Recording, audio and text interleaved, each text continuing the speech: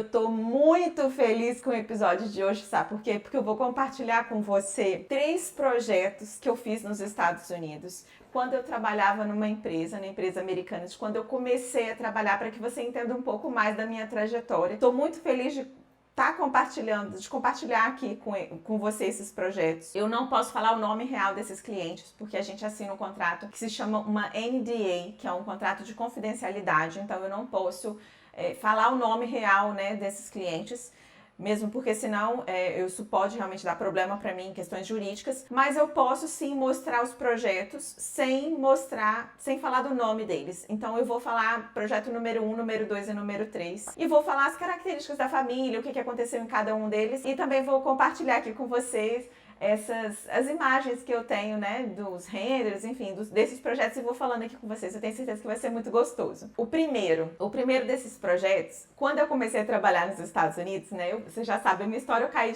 de paraquedas. Então eu comecei sem saber nada e peguei logo esse cliente, que era um projeto muito grande num condomínio residencial em Boca Raton. Esse condomínio era um condomínio de várias torres, se eu não me engano, eram 4 torres, são 4 torres, né? E era um apartamento muito de alto nível, né? De frente para o mar. Esse cliente, ele era um senhor mais velho, divorciado, acredito que por volta aí, né, de entre 60 e 70 anos, mas muito ativo. Para você ter ideia, o apartamento ele era tão grande, que ele tinha 4 suítes, né, 5 quartos, a sala de estar, né, estar e jantar, a sala tinha 5 ambientes, a cozinha era enorme. A gente ainda tinha um desses quartos, acabou virando um spa, a gente transformou num spa. O que aconteceu? Qual foi o desafio maior desse projeto? Para mim, todos, porque eu tive que trabalhar num projeto sem ter informação antes de projeto. Então, quando eu cheguei para os Estados Unidos para trabalhar remotamente, tá? Eu moro no Brasil e sempre trabalhei remotamente. Então, eu não tive treinamento. Eu fui meio que fazendo e apanhando e errando. E eu tinha um problema muito grave, meu, você vai entender melhor, mas é que esse problema se chama perfeccionismo. E eu achava isso eu pensava que isso era uma coisa muito boa, e não é. E aí o que acontece? Eu tomava muito esporro dos meus chefes, do meu chefe, do dono da empresa e das coordenadoras, porque eu era muito lerda. Mas por quê? Porque eu errava, fazia e consertava errado, e elas não tinham tempo de me ensinar. Então eu fazia baseado em outros projetos, só que eu não entendia muito o porquê daquilo. Por exemplo, só para você ter ideia, a questão das tomadas, eu levei mais de 1 ano para entender o que significava de FCI, que é um tipo de tomada para área molhada, por exemplo. Então, e por que a tomada podia estar ali ou por que não podia? Então, quando você não entende o porquê, por exemplo, por que a tomada não pode estar exatamente atrás da geladeira, se ninguém te fala o porquê, você vai acabar colocando ali porque você acha que tá tudo bem, porque no Brasil a gente coloca a tomada atrás da geladeira, nos Estados Unidos não. Então eu apanhei muito fazendo as coisas erradas e porque eu perdia tempo detalhando demais no meu perfeccionismo, achando que eu estava abafando, e o meu chefe falava: Juliana, você tá perdendo tempo, a gente já demoliu tudo, já tá construindo, você tá aí detalhando a cozinha ainda.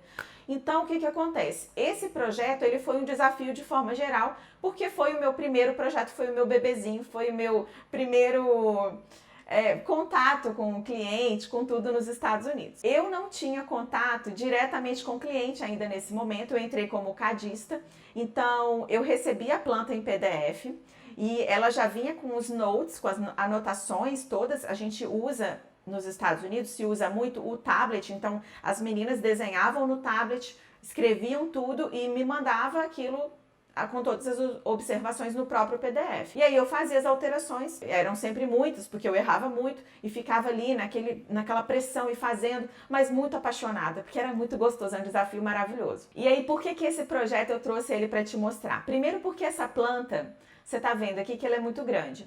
E um grande desafio que na época assim eu não entendia muito o porquê, eu levei muito tempo para entender o porquê que isso aconteceu.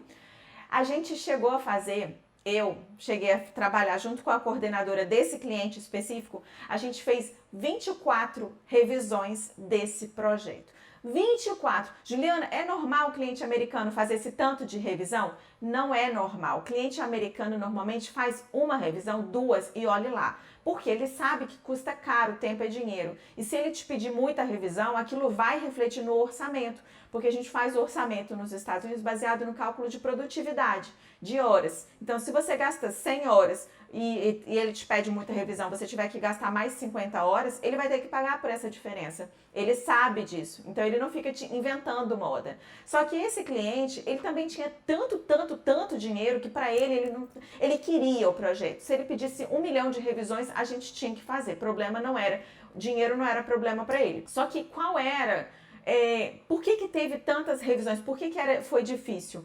Porque a coordenadora desse projeto não tinha a persuasão necessária para dar um ultimato para o cliente. Eu não sei se você conhece esse estudo científico que prova que se você tem opções demais, você acaba ficando muito mais confuso do que se você tiver 1 ou 2 opções, no máximo 3 opções de qualquer coisa. Então, por exemplo, se você tem uma vitrine de uma loja muito poluída, com opções demais de perfume ou de geleias ou de qualquer coisa que seja de roupa, você não vai prestar atenção em nada, por mais linda que seja aquela vitrine. Você não vai conseguir fazer com que a pessoa compre aquele perfume, aquela geleia. Ele vai olhar e vai falar tudo, nossa, quantas opções de geleia. Quando entrar na loja, a pessoa vai querer provar todos os tipos de geleia e ela vai ficar mais confusa do que se você falar, olha, eu tenho essa geleia de morango e essa geleia de damasco, qual que você quer?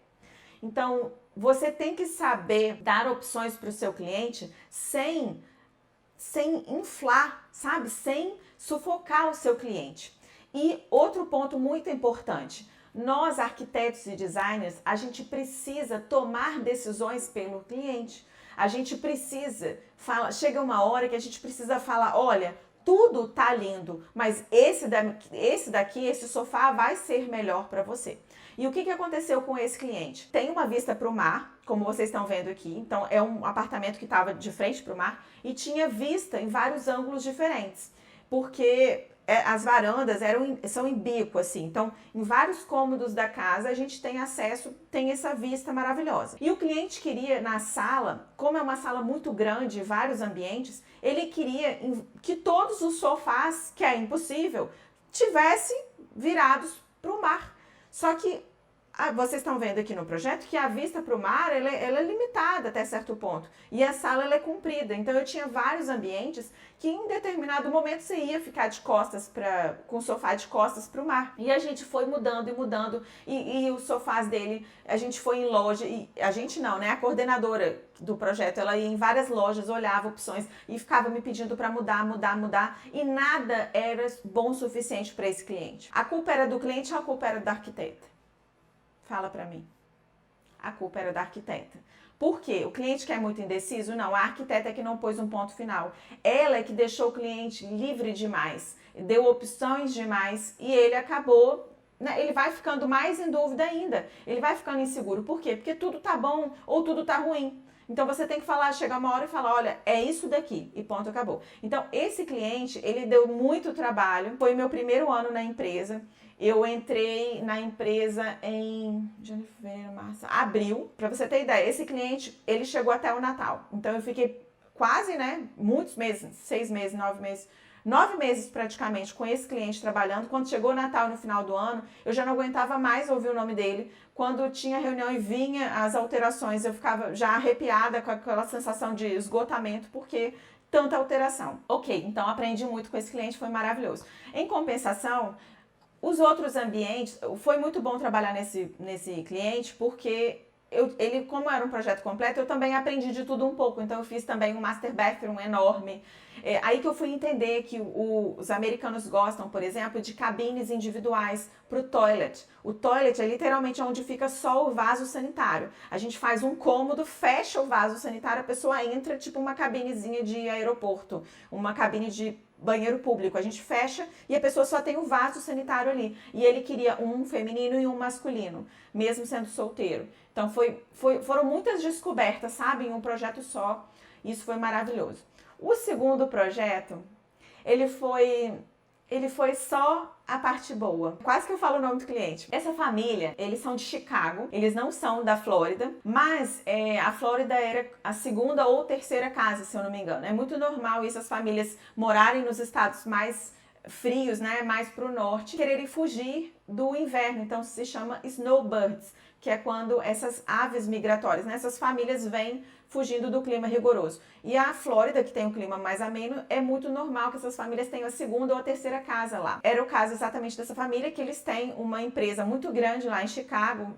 Famílias milionárias, tem muito milionário, bilionário na Flórida, então é muito normal isso. Essa casa em especial, foi muito bom trabalhar nela nesse projeto, foi uma penthouse, foi uma cobertura de altíssimo padrão, porque a gente teve liberdade na criação desses projetos, desse projeto específico, a gente pôde ousar e dar o nosso melhor. Então eu realizei muito o meu sonho de fazer, sabe quando você pega aquele cliente que só fala sim, que ele quer o melhor, que ele não fica chorando miséria, sabe, economizando no lugar errado. Às vezes ele não quer gastar na bancada, mas ele gasta, compra uma cama milionária. Esse cliente, ele dizia sim para tudo. Então a gente conseguiu dar o nosso melhor.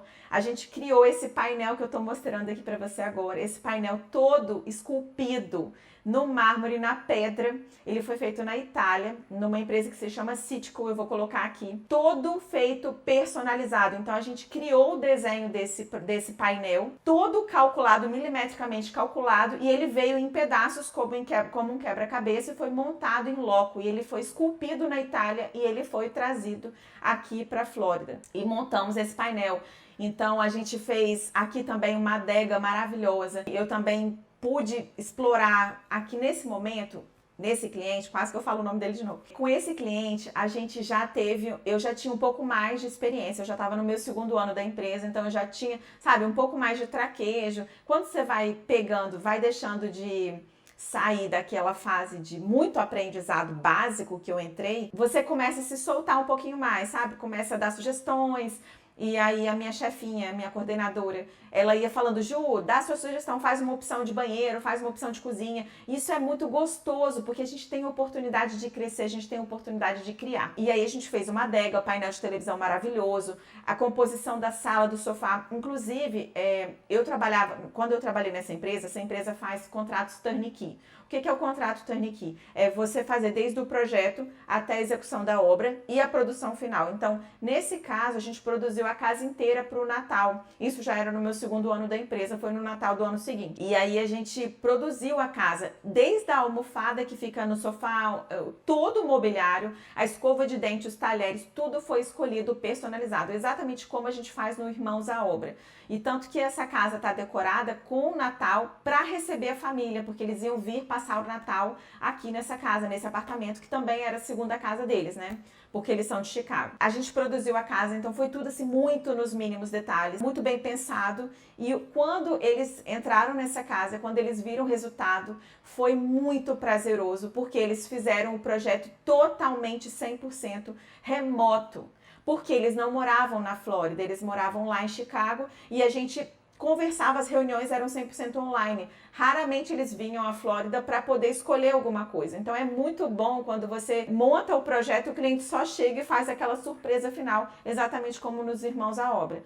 Então esse projeto foi assim, foi desafiador também, porque eu não estava acostumada com esse padrão de cliente. Não sei se você já ouviu falar de ratos de laboratório que são treinados, por exemplo, a ganhar uma recompensa após fazer um percurso ou cumprir uma determinada função, porque você está ali treinando e testando medicamentos, testando várias coisas com aqueles ratos. Então, quando ele te obedece, você dá uma recompensa no final para aquele rato, um pedacinho de queijo, um pedacinho de comida, e o rato fica ali preso, obedecendo os seus comandos. Quando você tira o rato daquele sistema que ele estava preso, o rato não vai a lugar nenhum. Ele foi tão educado, tão domesticado a ficar ali, que mesmo que você tire aquela caixa ou tire ele daquele espaço, ele não vai fugir. Porque ele está limitado, ele cresceu com aquelas condições e ele acha que aquele é o limite dele. Por mais que você dê o mundo. Então, nós seres bolei tudo.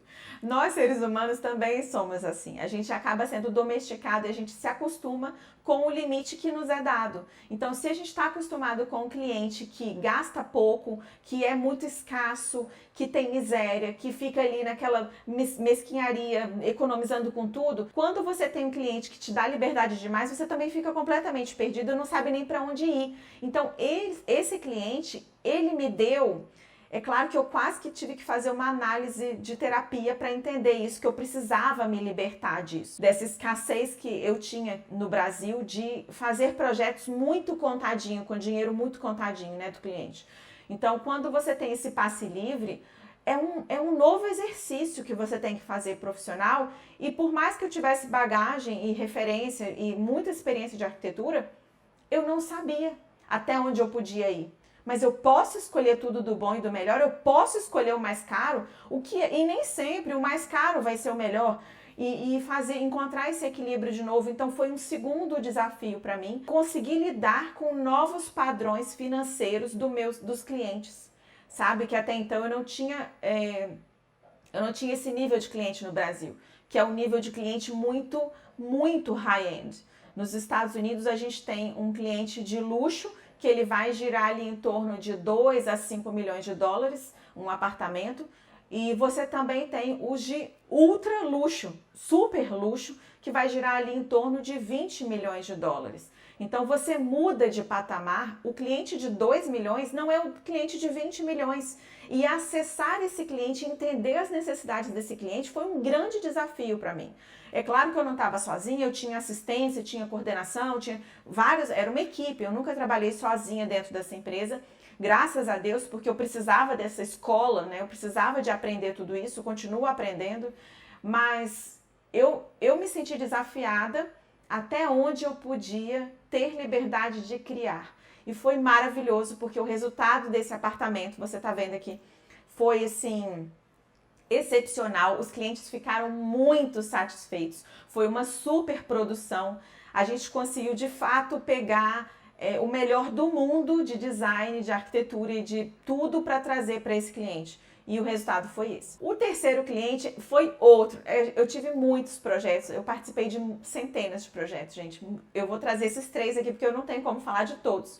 São muitos projetos que eu trabalhei e continuo trabalhando. Mas esse terceiro eu vou trazer porque ele é completamente diferente do primeiro e do segundo. Esse terceiro cliente, ele é uma família que também é a segunda casa deles. Mas essa segunda casa, ela foi atípica, porque é uma casa na beira do lago, na beira dos canais, na verdade. Na Flórida, você tem muitos canais e muitas casas que ficam na beira do lago. E chega a lancha, assim, né? São casas que têm fácil acesso ao barco, então o próprio barco da família chega ali, ele atraca, já desce no próprio quintal e entra dentro de casa. Só que ao mesmo tempo era uma casa relativamente simples, comparado aos outros padrões que eu já estava acostumada. Foi desafiador porque era uma casa muito pequena, como você está vendo aqui, mas eles têm 5 filhos, então o desafio era fazer caber 5 crianças dentro de um quarto muito pequeno.